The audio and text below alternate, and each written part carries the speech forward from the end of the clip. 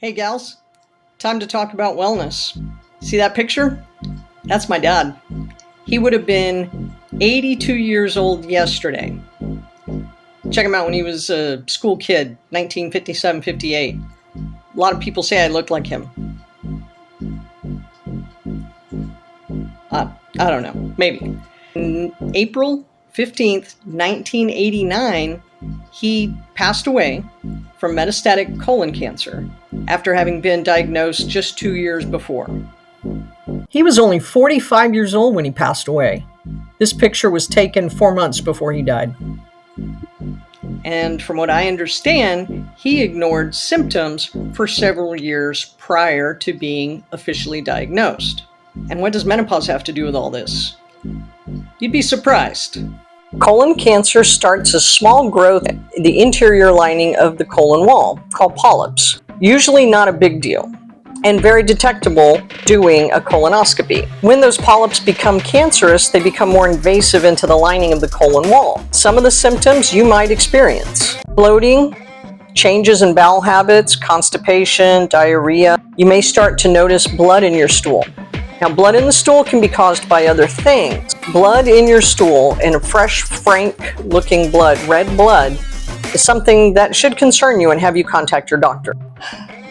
It seems one of the biggest concerns with screening for colon cancer involves the colonoscopy.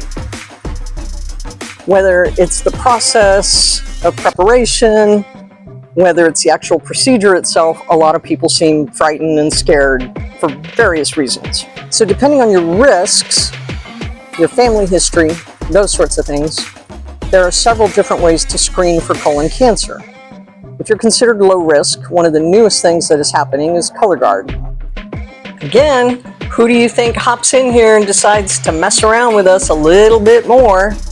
Menopause. And it's not that menopause directly can cause colon cancer, but we usually go through menopause about the same time as our colon cancer risk age increases.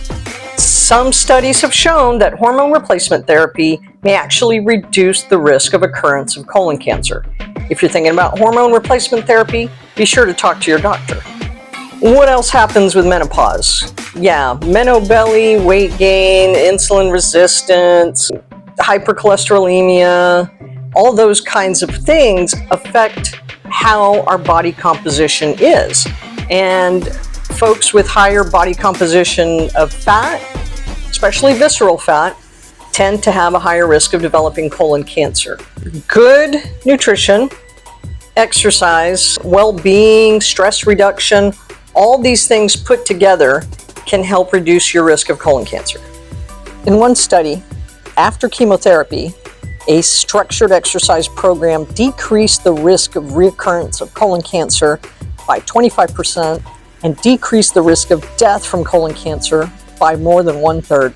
In one other study, eating an anti-inflammatory diet, changing your nutrition to less inflammatory type foods, decrease your risk of colon cancer as well.